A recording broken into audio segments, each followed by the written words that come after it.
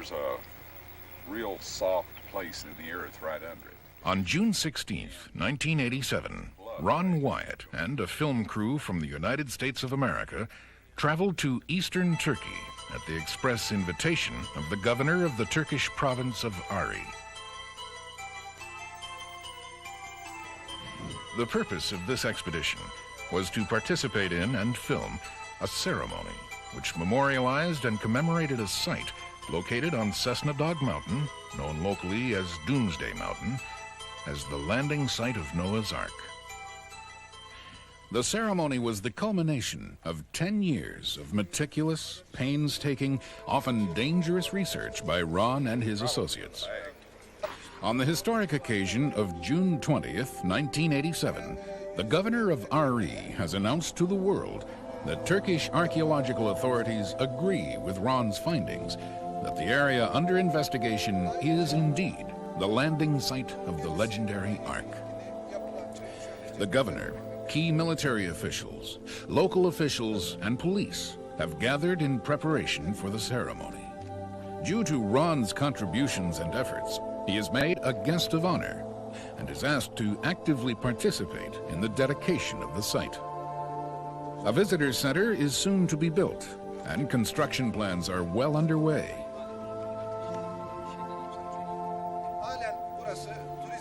As the governor completes the dedication speech, the ceremony is completed with the holy sacrifice of a lamb. As each participant shovels commemorative concrete into the first footing, a prayer is said for the lamb's blood to cleanse the earth and keep the area free from evil. The governor has made the area an international park, and all faiths of the world are made welcome to visit and gaze upon what they believe to be the mortal remains of Noah's Ark.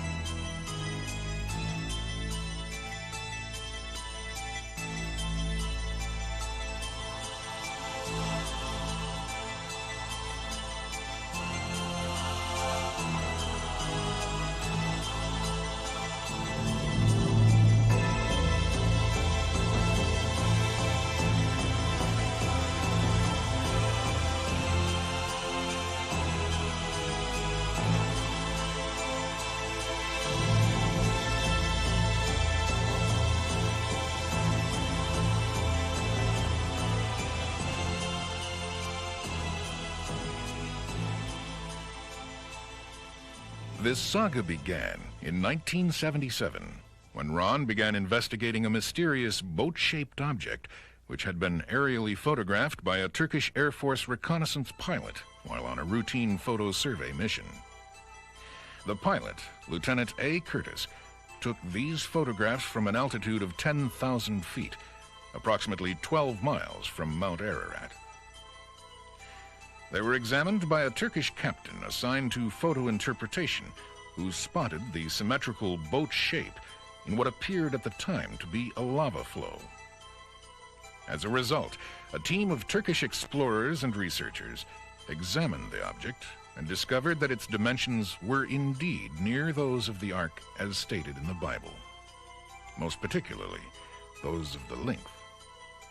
In 1960, news of the photos reached the United States and soon caught the attention of a group of scientists and explorers known as the Archaeological Research Foundation. A second expedition to the site was soon formed under the aegis of Turkish military officers in a joint Turkish-American exploratory endeavor. Included in the American team was businessman Wilbur Bishop, who provided this footage of the 1960 expedition. The trip to Dogabazit started, of course, in Ankara. We flew the Turkish airline to Erzurum. From there, I rented a Fiat station wagon. And we went from there to Dogabazit.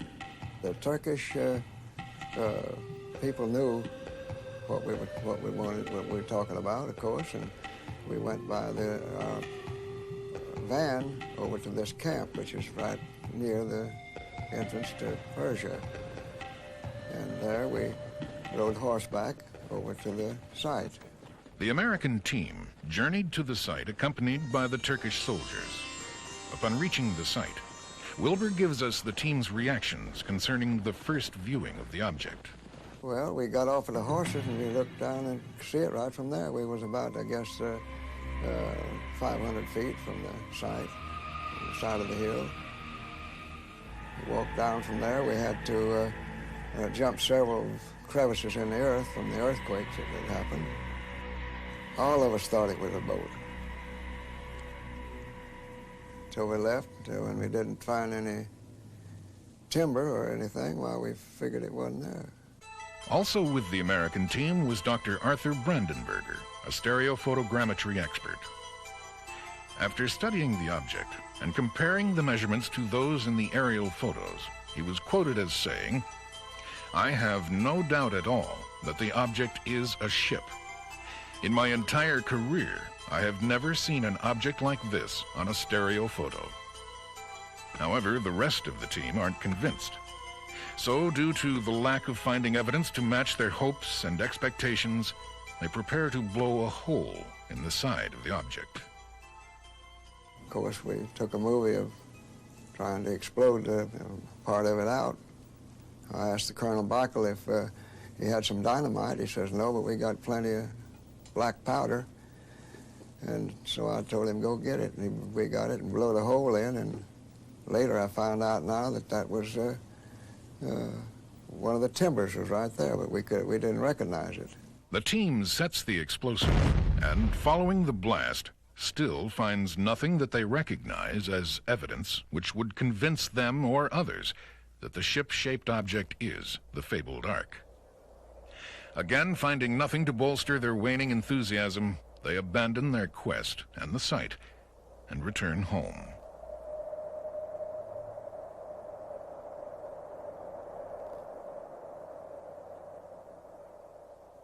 On September 5th, 1960, Life magazine reported briefly the results of the expedition, after which interest in the object generated by the quest wanes, and it slips into obscurity, to be forgotten and written off as one of nature's freaks, until the 1977 examinations by Ron Wyatt began. Ron is a nurse anesthetist and currently practices at Memorial Hospital of Nashville, Tennessee. He had become intrigued by the object when the Life magazine article of 1960 caught his attention. However, Ron had family and career obligations to meet and had to satisfy his yearning for adventure by studying and reading. He spent countless hours researching and studying the various sciences, particularly geology and archaeology, in preparation for the time when he could break free and begin actual field exploration of the boat-shaped object and the surrounding area. We, at that point in time, began to do a lot of research, background research on the probable landing site of Noah's Ark, and review the existing stories about people that claim to have seen the Ark on the mountain and nearby areas. During his studies, Ron discovers there are over 200 accounts of a universal global flood as made record of by various cultures, assorted myths, legends, and languages. Ron feels this is more than ample evidence for the purpose of supporting a massive universal flood theory. Also, Ron's studies reveal that there have been approximately 30 sightings of the Ark reported as resting on Mount Ararat, but none of the sightings have been documented as fact. In addition to this, many of the reports are contradictory and conflict with one another.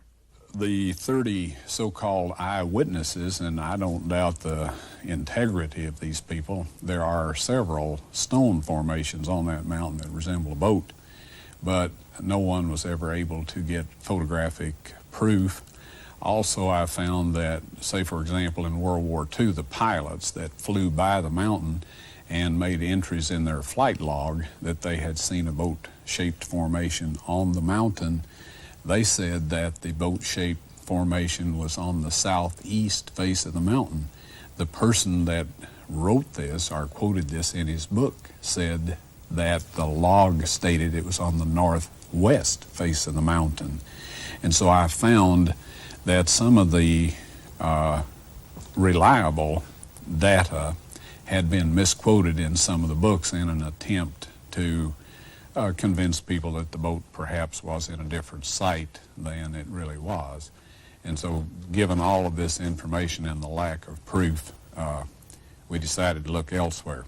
The sleeping volcano has been intermittently active throughout thousands of years and is also heavily glaciated. Ron can't see how a wood structure could have possibly survived on a mountain that has constantly been scoured by lava and glaciers for over 5,000 years. During his studies, he makes note of the fact that not one well-documented source states specifically that the Ark came to rest precisely on Mount Ararat. However, the Bible does state in Genesis 8:4 that the Ark came to rest in the mountains. That's plural, mountains of Ararat. Could it be that the Ark came to rest on a smaller sister mountain of Ararat proper? Have well-intending prior expeditions searched Ararat only because it is the highest point in the area, and as a result, overlooked and neglected other possible landing sites of the Ark? Point by point, Ron begins to build a case for the possibility of the Ark not being on Mount Ararat proper. Due to these conclusions drawn from his extensive research, he is more intrigued than ever concerning the possibilities of the site, which was explored and summarily abandoned by the 1960 expedition.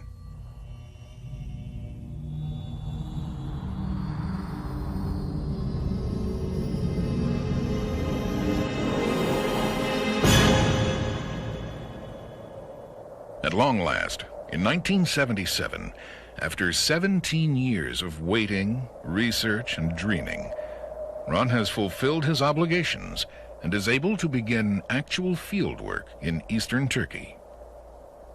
He hires a Turkish driver and assistant named Dilavar to aid him in his work. Over the years, this man becomes a trusted friend and ally. Upon first arrival and examination, he finds the area to be wild and intimidating in its natural ruggedness and beauty. He remembers wondering how he would ever possibly discover what he was searching for in this vast, lonely region.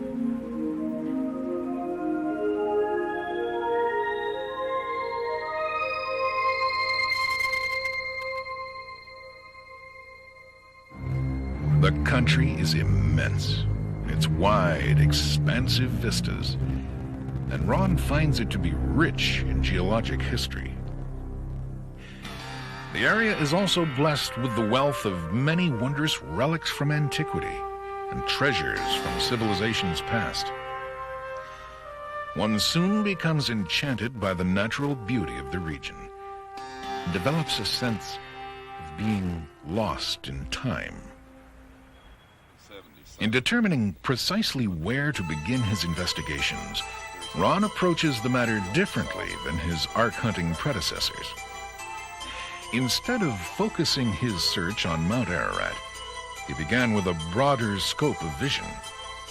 He feels strongly that an occasion as momentous as the landfall of Noah's Ark would be made record of in history and ancient legend by local inhabitants of the region. His insight and intuition were to pay off handsomely. He began by visiting and talking to villagers in the general proximity of the boat-shaped object. After several days of becoming acquainted with them and earning their trust, he gets the needed directions to the general area he has awaited so long to visit. At long last, here is the object which has held his fascination for so many years.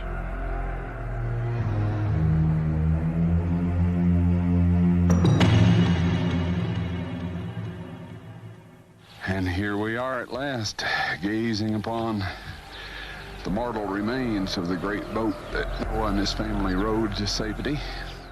When I arrived at the boat-shaped object, I was amazed at how much it looked like a boat. If you've ever seen a boat that had a hole in it and had partially sunk down to where just the railings of the boat were above the water, this is exactly what I saw sitting out there on that mountainside. The site is located approximately 15 miles south of Mount Ararat and is known locally as Doomsday Mountain. The elevation is approximately 6,375 feet above sea level. Ron takes the dimensions of the object and finds it to be approximately 515 feet in length. His data corresponds with the original aerial photo survey and ground measurements which were made by both the Turkish and American teams.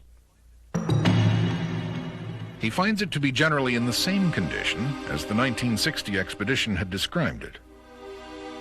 The object appeared as a long, boat-shaped semi-oval with a mound in the center having 20-foot-high earth-packed rims.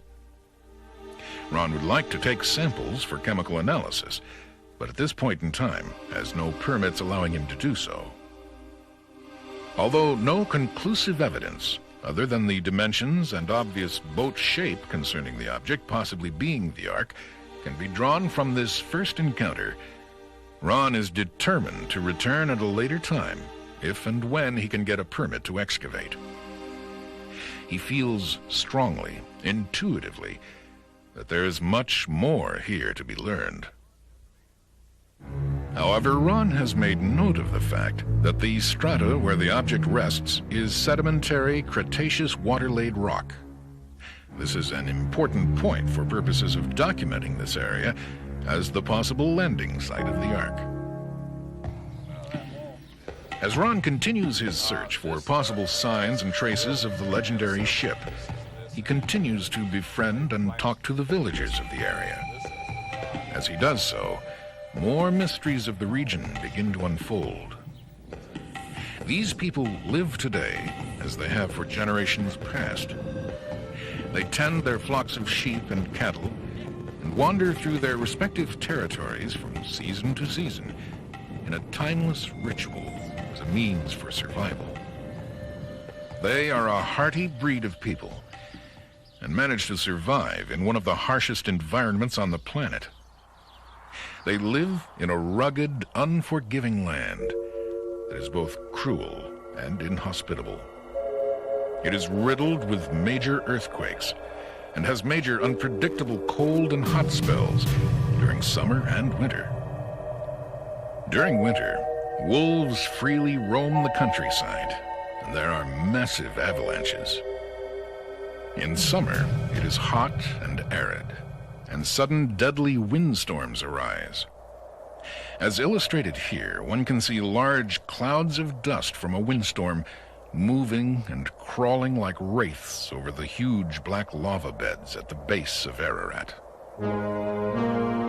At every location Ron visits, Mount Ararat stands as a sentinel over the land and mysteries she has guarded for thousands of years. The Turkish word for Mount Ararat is Aridav, which translated into English means the Mountain of Pain. This is an appropriate name, as many climbers have lost their lives on her slopes during adverse conditions. Notwithstanding the dangers normally associated with climbing any mountain, Aridav is a high, lone mountain rising abruptly from the plains of Aras of 3,000 feet to a height of approximately 17,000 feet. Her majestic presence is a constant reminder to Ron that this area may indeed be the cradle of civilization.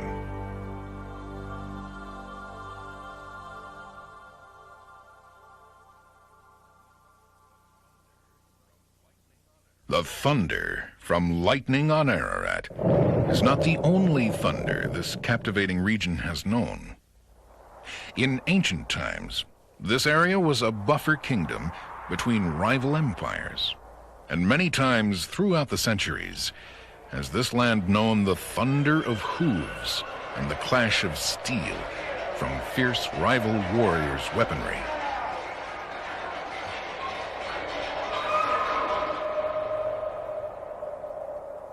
The local villagers who have come to know and trust Ron are familiar with every stone, boulder, and canyon of their land. Once again, directions they provide him with lead him to a remarkable series of discoveries.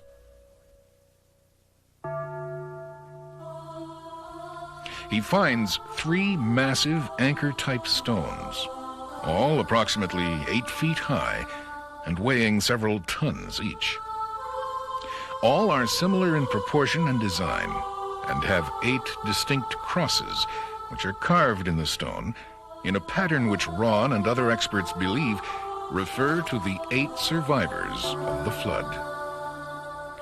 The placing and alignment on the stones tell of their relationship to Noah and one another. This is called an iconographic representation. Ron elaborates. Like all the other grave markers in this area, the Valley of the Eight, this marker once had 8 crosses. Now these are a beautiful representation of the ornate Byzantine cross dating back to approximately the 3rd century AD. The large cross representing Noah is especially ornate. The one representing his wife is quite a beautiful design. Now we have the matched pairing here, the eldest son and his wife. These crosses are of the ornate style. We have this cross here that represents one of the sons beyond the first son, and it matches with this one.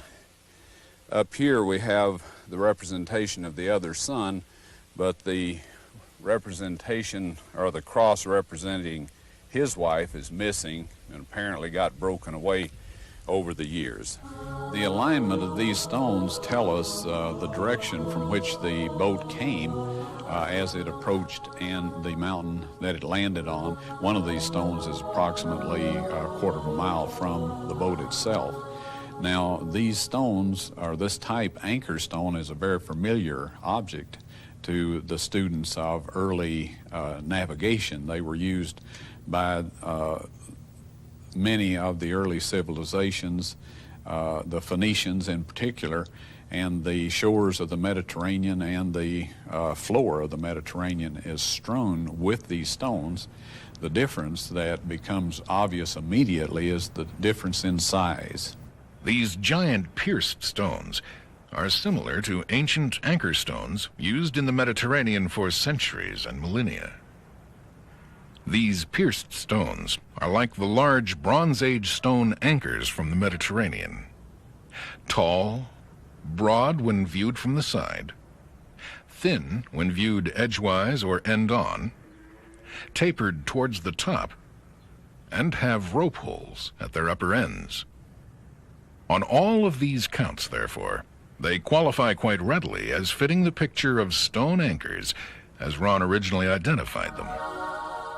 Only in size or scale do these stones differ significantly from their considerably smaller Mediterranean counterparts. If the size of the stone anchors implies the size of the boat or ship on which they were used, how much more should it be true for these stone anchors weighing several tons to be, by this standard, ark-size stone anchors? As electrifying as these discoveries are for Ron, they're not the only reason for him to believe that this area is the possible landing place of the Ark. Villagers tell Ron that the village in which the standing anchor stone rests is known as the Village of 8. Also, this majestic valley, located a few miles from the village, is known as the Valley or Region of the 8.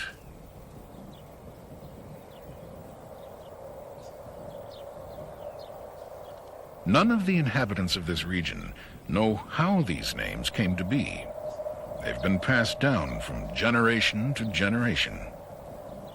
Again, he clearly finds reference to the 8 survivors of the flood. Here is another strong indication to Ron that someone from antiquity has left record of the landing place and survival of Noah and his family within this mystical and enchanting region.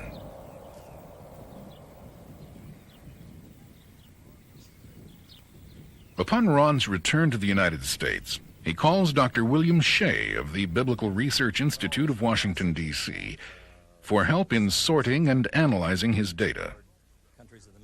Dr. Shea has also been aware of the 1960 expedition and has for some time been interested in the boat-shaped object as well.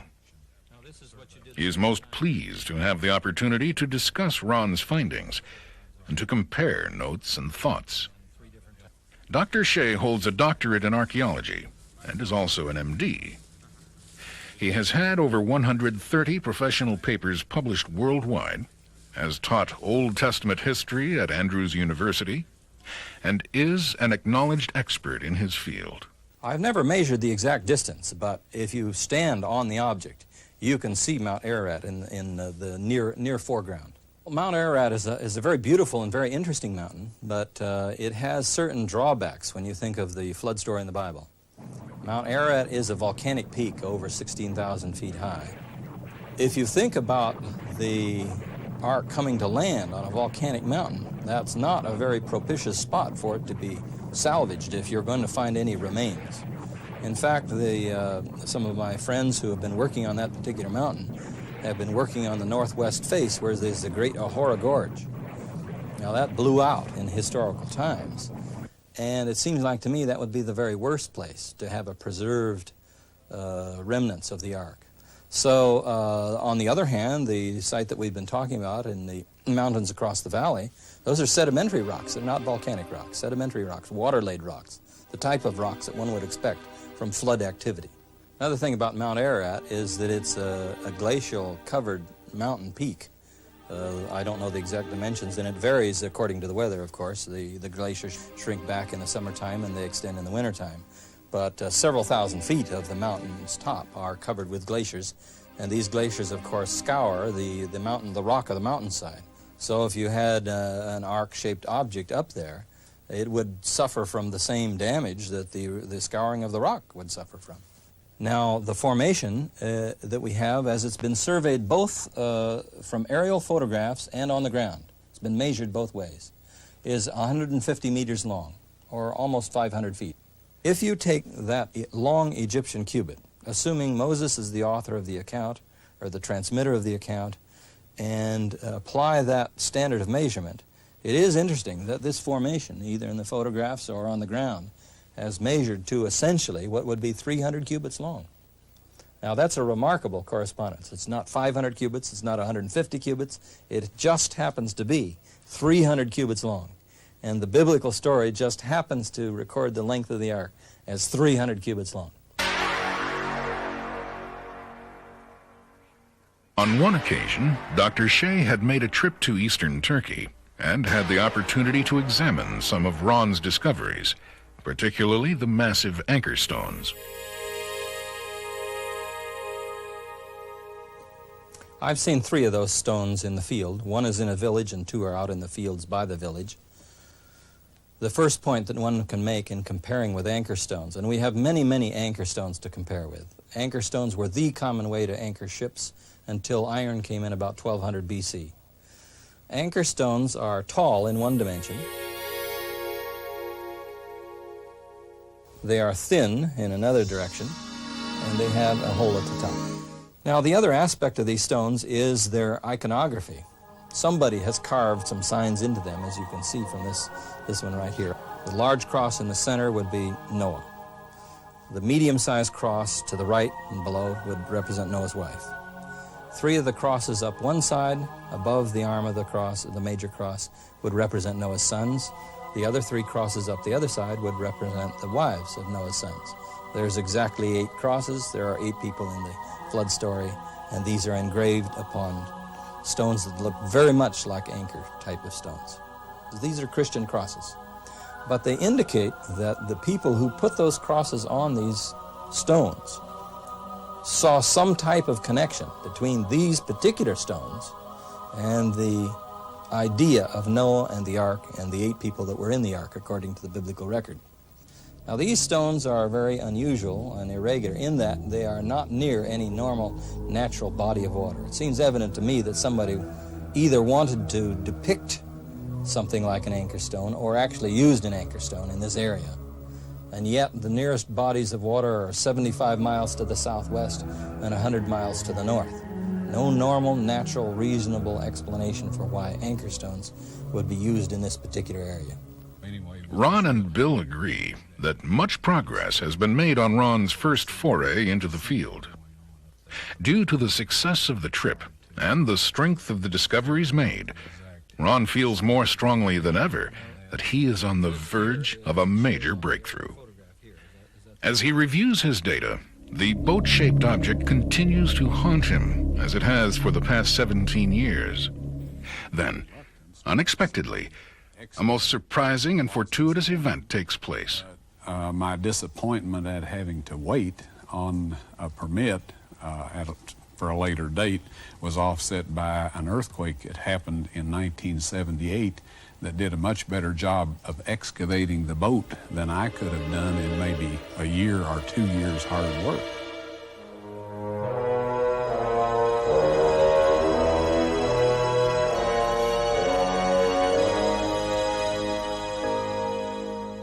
Ron is not prepared for the sight he's seeing. The earthquake has dropped the earth from around the sides of the remains, and the formation is now completely exposed. There, at 6,300 feet above sea level, in the mountains of Ararat, lies what appears to be the hull of a massive, ancient, man-made ship. The sides of the object are now clearly exposed, and the outline of the hull of a ship is now evident and clearly visible.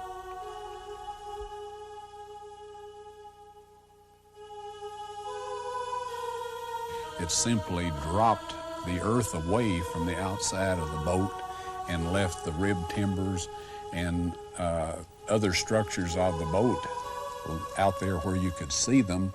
Also, there was a vertical split right down the center of the boat, which enabled me to measure the depth of the boat, plus get good, clean, fresh sample material out of there to have analyzed to tell us more about the chemical composition of the boat. These two photos, post and pre-quake, give one an idea of the extent of nature's timely excavation job. The photo at left was taken in 1960 by the first party to examine the object. The photo at right was taken by Ron in 1979, shortly after the quake. It clearly shows the large quantities of earth which have been displaced from the sides of the object. Again, these two photos examine the object both post and pre-quake from yet another angle. In addition to this, the quake has cracked the object down the center, allowing Ron to take fresh samples of material for analysis. He also takes samples from around the object in order to compare the two for possible significant differences.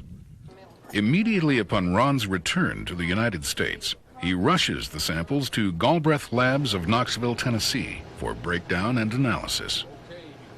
The results are electrifying. Not only is there high carbon content, as in long decayed ancient wood, there are also traces of metal. Here are the first definite positive signs that the object is not just a natural phenomenon, but indeed may be man-made. Soil samples have been taken from the formation on 2 different occasions, in 1979 and again in 1984. It's the 1979 samples that first gave the clue that there is a distinct difference in the amount of carbon in the formation as opposed to the field outside of the formation. I have the reports here, and if there was wood in this formation, that kind of a reading with 5% of carbon content would point to it. That's the kind of reading you would expect to get from the decayed wood. Once we became aware that there were concentrations of metal in this boat formation, that were associated with what appeared to be structural remains. The next obvious step was to investigate the site with the use of metal detectors.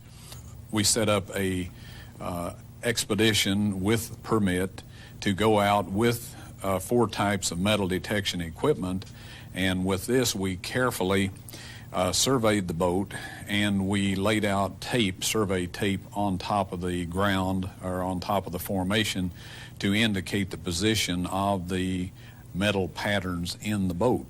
Included in the expedition of Ron and 4 other specialists was Dr. John Baumgardner, a physicist from Los Alamos National Laboratories of Los Alamos, New Mexico. Using 3 types of sophisticated metal detection devices, they began to lay down colored survey ribbons in correlation with the metal detection readings on both the tops and sides of the boat-shaped object. Slowly, a pattern with regular features begins to emerge. The pattern reveals the form of a symmetrical internal subsurface structure of massive proportions. In August of 1984, this is really the next new step in the study of this formation. You could call the year from August of 84 to August of 85 the year of the metal detector, because he took a metal detector went over the formation, and first of all, he got positive readings from his metal detector. Second, as he studied it more with his metal detector, the readings not only showed some reading, but it showed readings in patterns. Now, during that year, from August of 84 to August of 85, he and several other co-workers went over that formation with 3 different types of metal detectors, as I understand it. And the results with all 3 different types of metal detectors were consistent, and they did indeed give a pattern as they laid out strips which show you some of the patterns that they got. Now, they also got crosswise patterns and in a lengthwise patterning, and this was first discovered with the metal detectors.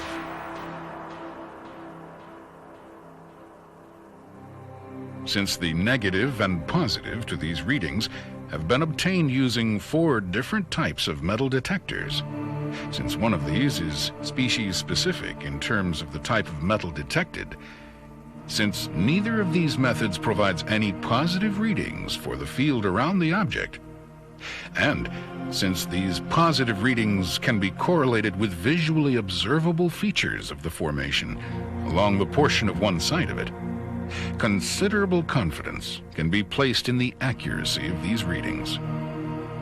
Thus, the metallic distribution pattern of this formation, whatever it means, seems reasonably straightforward and clear.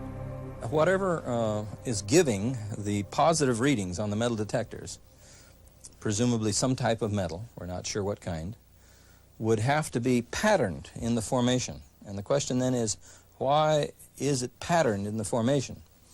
Well, let me just give you a hypothesis, a suggestion.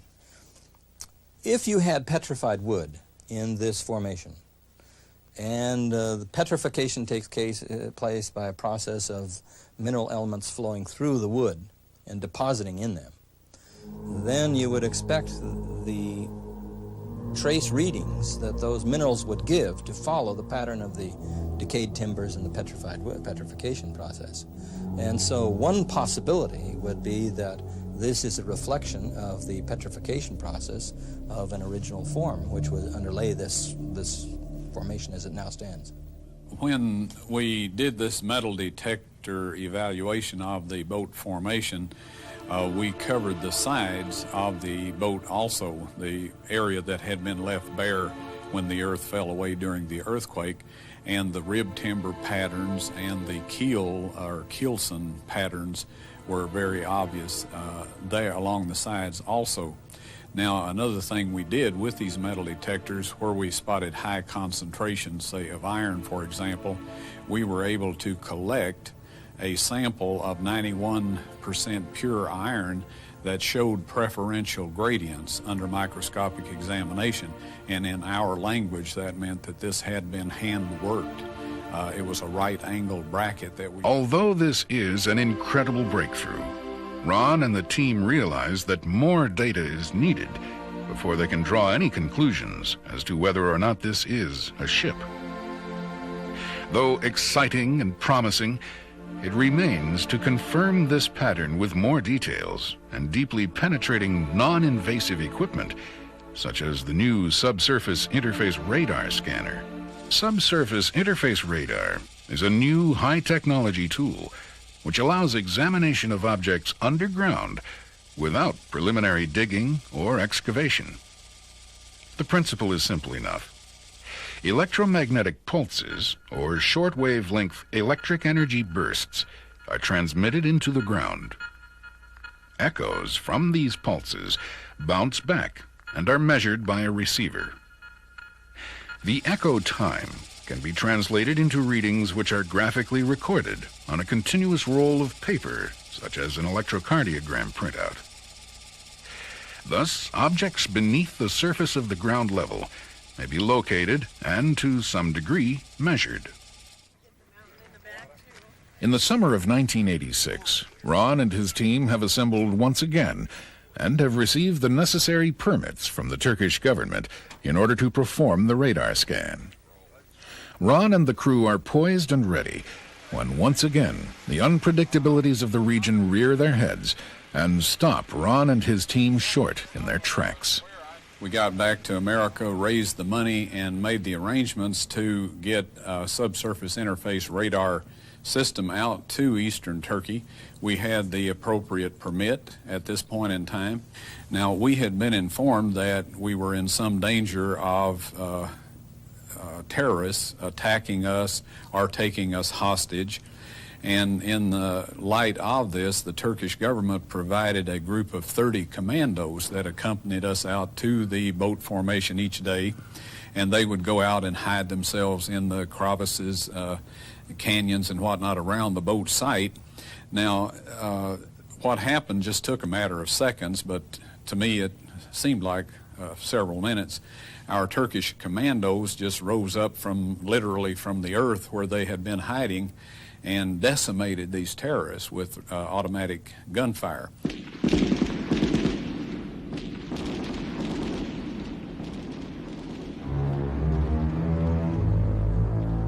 Once again, the thunder of death and violence echo off the walls of Doomsday Mountain.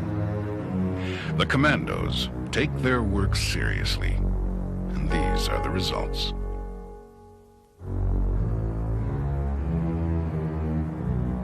Out of necessity, the laws of these lands are harsh and strict, and these terrorists' guns are silenced forever.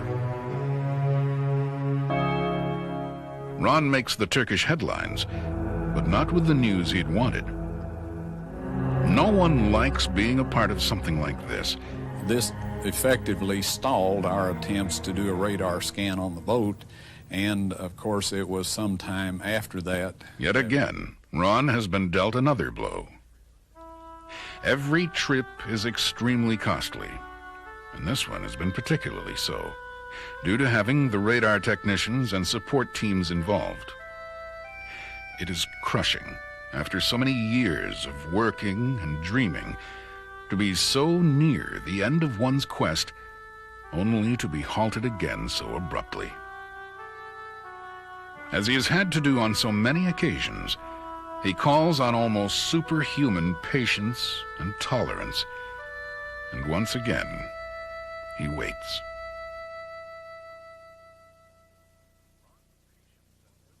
Ron's patience and willingness to persevere pay off. In August 1985, he receives the necessary permits and clearance to perform the radar examinations. At long last, they perform the scan, and the results are stunning. Before their very eyes, the machine tells the story of what lies beneath the surface of the object.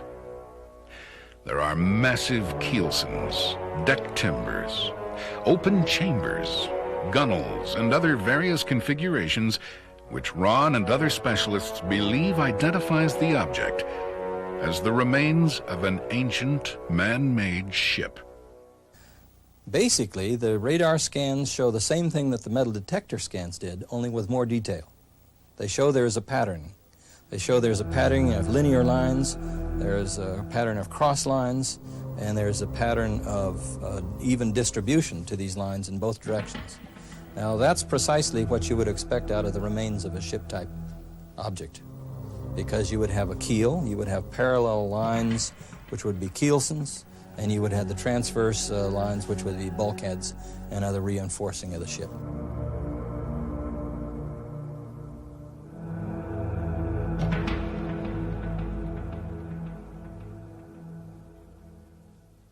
Immediately after the earthquake, it was to measure the depth of the deposit or the remains of the boat along the length of the boat. At the point where the deposit thickened, it was at that point that the upper decks began. And we found that this was a three-tiered or three-decked boat. Now in 1985, 1986, and 87, we were able to measure this laterally also. This data, with the data that we got from the radar scan, allows us to know what the boat looked like and to be able to reproduce a model, scale model of that boat within very close tolerances of what it actually looked like.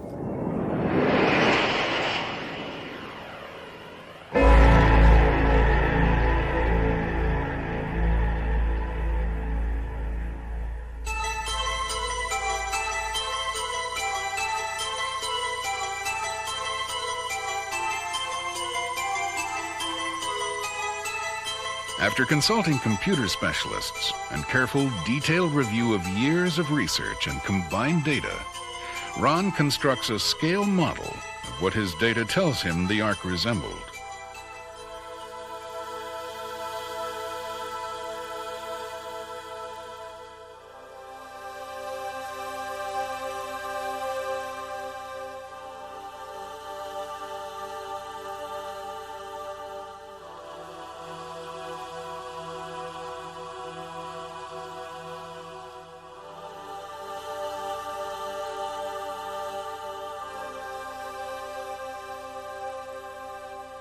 This is the best estimate of what Noah's Ark looked like. And we've designed this so that we can take it apart and show you what the inside looked like.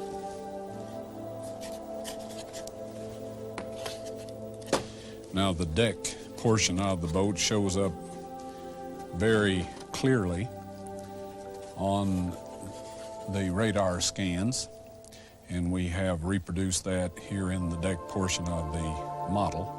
We're delighted with the results, and at this point in time, personally, I can look anybody in the eye and say that this boat-shaped formation in eastern Turkey is actually the remains of Noah's Ark.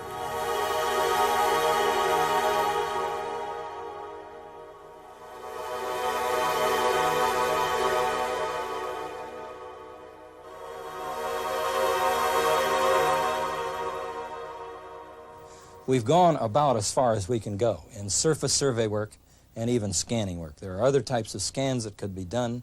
I don't know that it would be that helpful really to get more scans. What we really need now is excavation.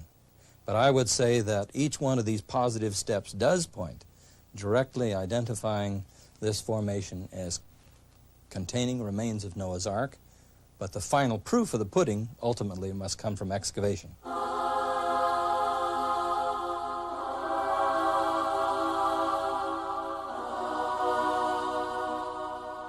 In terms of the importance of the location of Noah's Ark and the identification of it, I would say make three main points.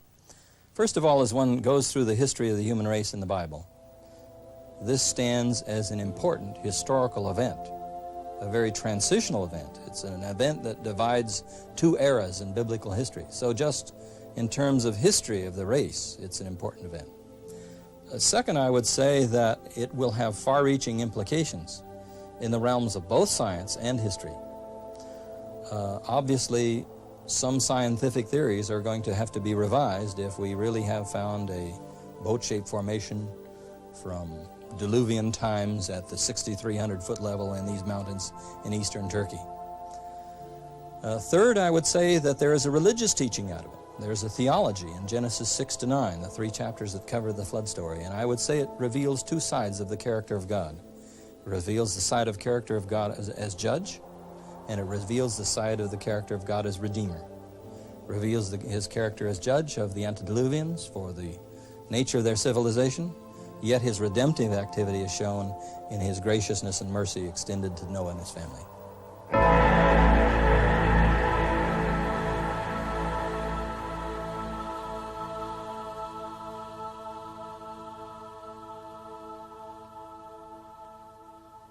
Why do explorers risk their lives searching for the remains of the Ark?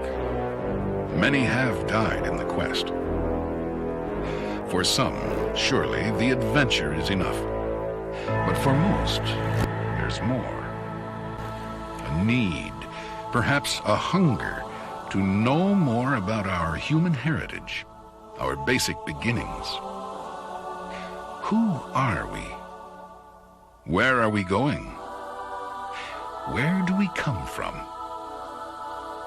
Do these captivating regions hold the secrets to our earliest beginnings as a race? Is this indeed the cradle of all civilization? What do these discoveries mean?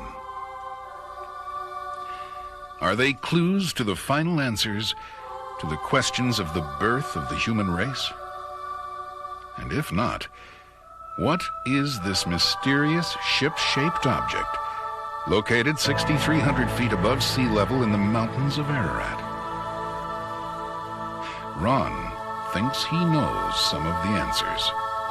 He believes it is Noah's Ark found.